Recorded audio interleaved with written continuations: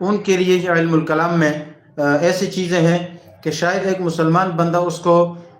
مسلمان بھی نہیں جانتا، بلکہ علماء طلباء ان کو وہ اپنی اصطلاحات میں جانتا ہے۔ مثال کے طور پر تسلسل ایک یہ اصطلاح، اب مجھے پتہ نہیں ہے کہ انہوں نے انگلش میں کون سے الفاظ استعمال کیے، لیکن بنیادی مناظرہ تقریباً جو بار بار یہ بحث چھیڑ رہے تھے، تو اس میں بنیادی طور پر یہ چیز بیچ میں لا رہے تھے، تسلسل۔ مثلا اگر آپ نے مناظرہ دیکھا ہے، مفتی یاسر ندیم الواجدی صاحب نے بیچ میں جو سوال کیا، آپ اس سوال پہ اگر غور کریں تو انہوں نے یہی تسلسل والا مسئلہ چھیڑ دیا۔ انہوں نے کہا کہ آپ شاعر ہیں اور آپ یہ سمجھتے ہیں کہ میں شاعر ہوں، تو میں نے جس سے سیکھا ہے وہ بھی شاعر تھا اپنے ایک استاد سے، تو اس کا بھی ایک استاد ہے، پھر اس استاد کا بھی ایک استاد ہے، پھر اس سے پیچھے جائے اس کا بھی ایک استاد ہے، تو کرتے کرتے کرتے ہم ایک بنیادی طور پر پیچھے ایک ایسے نتیجے کی طرف پہنچ جاتے ہیں کہ کہیں نہ کہیں پر جا کر ہمیں بریک لگانا پڑے گا، اس لیے کہ ہم شاعر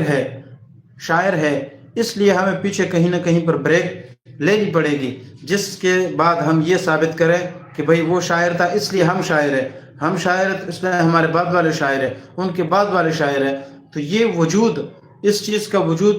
ثابت ہونے کے لیے، پائے جانے کے لیے، یہ بات انتہائی ایک ضروری چیز ہے کہ اس کا کہیں نہ کہیں پر جا کے بریک لگ جائے۔ اگر بریک نہیں لگے گا، ہم سمجھتے رہیں کہ آپ کے ایک استاد ہے، اس کے اور استاد ہے، اس کے اور استاد ہے، اور یہ سلسلہ کہاں پر جا کے ختم ہو رہا ہے، یا اس کی ابتدا اگر ہم تلاش کرنا شروع کریں تو اس کی ابتدا کہاں پر ہے، کہاں پر نہیں ہے، تو اگر یہ چیزیں اس کی ابتدا ہی ہمیں نہیں مل پاتی ہے تو پھر اس کا مطلب یہ ہے کہ ہمارا وجود ہی نہ ہوتا۔ انہوں نے وجود کی مثال دی ہے نا، یا یہ آسان الفاظ میں کہو کہ آپ شاعر ہی نہ ہوتے، انہوں نے یہ کہا آپ شاعر ہیں، اس کا مطلب یہ کہ آپ کے پیچھے یہ جو شاعرانہ سلسلہ ہے یہ پیچھے کہیں نہ کہیں پر جا کے رک جاتا ہے۔ اگر نہیں رکتا ہے اور چلتا چلا جاتا ہے، اس کے پیچھے ابتدا کچھ ہے ہی نہیں، تو پھر اس کا مطلب یہ ہے کہ آپ پھر خواہ شاعر بن ہی نہیں سکتے تھے، آپ شاعر بن ہی نہیں سکتے تھے۔ آپ شاعر بنے ہیں، اس کا مطلب یہ ہے کہ آپ کے پیچھے کوئی نہ کوئی اس کی ایک ابتدا ایسی ہے جہاں سے آگے ہم نہیں جا سکتے اور آگے بریک لگ جاتی ہے۔ تو اسی لیے یہ جو کائنات ہے یہ بھی اسی طرح ہے کہ اس کے پیچھے اگر ہم دیکھتے چلے جائیں، ہر چیز کو بنانے والا کوئی نہ کوئی ہے، پھر اس کے پیچھے کون ہے، کرتے کرتے یہ سلسلہ جا کر کہاں پر رک جاتا ہے؟ اللہ سبحانہ و تعالیٰ پہ رک جاتا ہے۔ اللہ تعالیٰ نے قرآن میں بھی اس کا بار بار ذکر کیا کہ ہم نے انسان کو، ہم نے اس کائنات کو کیسے بنایا، یہ ساری چیزیں قرآن میں تفصیل کے ساتھ ذکر ہے۔ تو اس کا مطلب یہ ہے کہ کہیں نہ کہیں پر جا کر اس سلسلے کو اللہ سبحانہ و تعالیٰ پہ رکنا ہی ہے،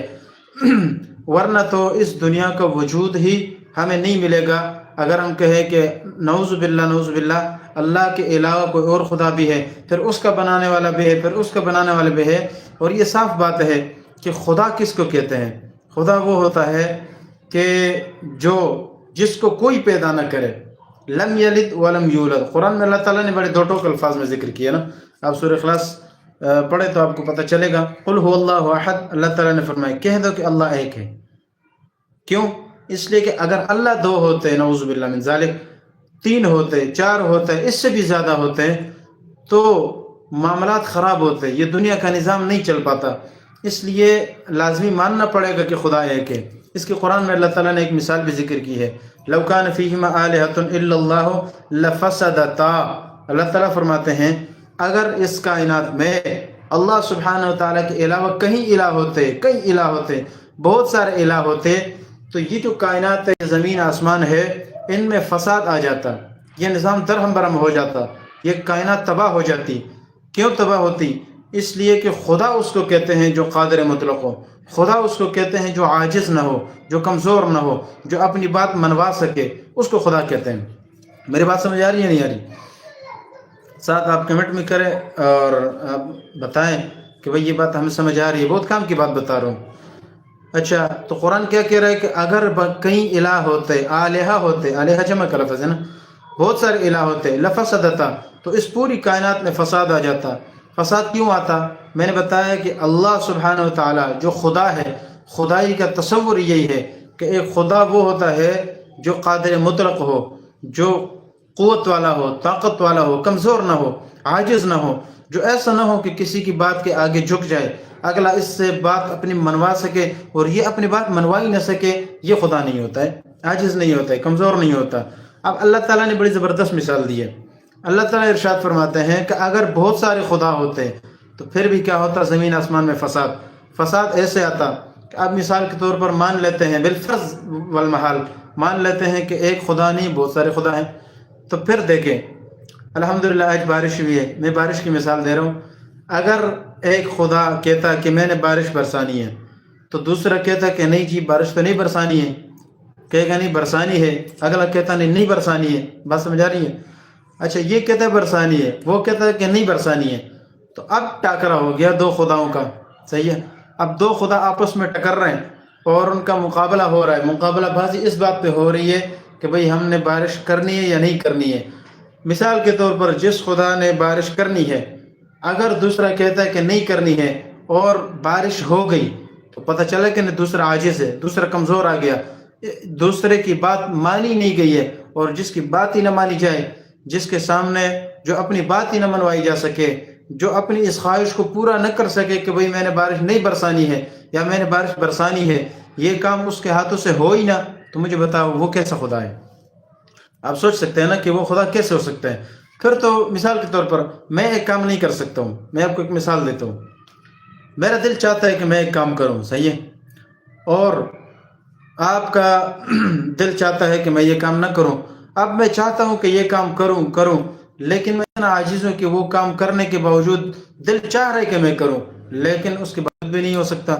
نہیں کر سکتا ہوں، تو اس کا مطلب کیا ہوا؟ صاف اس کا مطلب یہ ہوا کہ میں یہ کام کرنے سے عاجز آ گیا ہوں، میں کمزور ہوں۔ اگر میں طاقتور ہوتا تو میں اپنی بات منوا سکتا، لیکن میں نہیں منوا سکا، اس کا مطلب یہ ہوا کہ میں کمزور ہوں، میں عاجز ہوں۔ تو جب میں بھی اس طرح عاجز ہوں اور جو خدا بالفرض والمحال اگر اس کی بات نہ مانی گئی، بارش کرنے چاہیے تھی لیکن نہیں کر سکا، اگلا اس پر غالب آ گیا، یہ کمزور پڑ گیا، تو یہ کیسا خدا ہے؟ اب کمزور وہ بھی پڑ رہے ہیں، ہم بھی کمزور پڑ رہے ہیں، تو مجھے بتاؤ پھر وہ خدا کس بات کا ہے؟ پھر تو عام بندہ بھی خدا ہو سکتا ہے، نعوذ باللہ من ذالک۔ یہ میں سے سمجھانے کے لیے ایک بات کر رہا ہوں کہ اللہ تعالیٰ نے جو قرآن میں مثال دی ہے نا، بہت زبردست مثال دی ہے، اور اللہ نے فرمایا کہ اگر اس کائنات میں اللہ کے علاوہ بہت سارے خدا ہوتے تو زمین کا نظام درم برم ہوتا۔ اب ایک کہتا کہ میں نے رات لے آنی ہے، دوسرا کہتا نہیں ابھی دن لانی ہے، ایک کہتا تھا سورج آئے، دوسرا کہتا تھا کہ سورج نہ آئے، تو اس طرح سورج آئے اور نہ آئے، چاند آئے نہ آئے، رات دن ہو رات ہو نہ ہو، دن ہو نہ ہو، یہ ایک لانجا چلے گا اور یہ جھگڑا چلے گا۔ اس جھگڑے میں ایک کی بات مانی جائے گی، دوسرے کی بات نہیں مانی جائے گی، چنانچہ اس چکر میں ہوگا کیا کہ نظام آگے پیچھے ہوگا، کبھی ایک آ رہے ہیں، کبھی دوسرا آ رہے ہیں، کبھی چاند آ رہے ہیں، کبھی ستارے آ رہے ہیں، سورج بھی آ رہے ہیں، چاند بھی آ رہے ہیں، اور ایک عجیب سا کھیل تماشا بن جائے گا۔ لیکن حقیقت یہ ہے کہ ایسا نظام ابھی تک ٹھیک چل رہا ہے، جب سے اللہ نے اس کائنات کو بنایا ہے، جب سے اللہ نے اس دنیا کو بنایا ہے، جب سے اللہ نے ایک ایک ذرے کو بنایا ہے، ابھی تک ہر چیز اپنے مدار میں چل رہا ہے، ہر چیز ترتیب سے چل رہی ہے، کسی بھی چیز میں آگے پیچھے نہیں ہو رہا ہے۔ ہماری زندگیاں گزر گئی، ہمارے آباء و اجداد کی زندگیاں گزر گئی، 1400 سال سے پیچھے جائیں، جب سے دنیا بنی ہے، یا چلو یہ کہو جب سے انسانیت وجود میں آئی ہے، اس وقت سے لے کر آج تک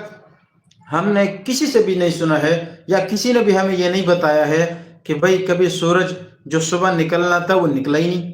وہ رات ہو گئی اور ابھی تک سورج نہیں نکلا، یا رات ہے لیکن اچانک سورج نکل آیا، ایسے کبھی ہوا ہے؟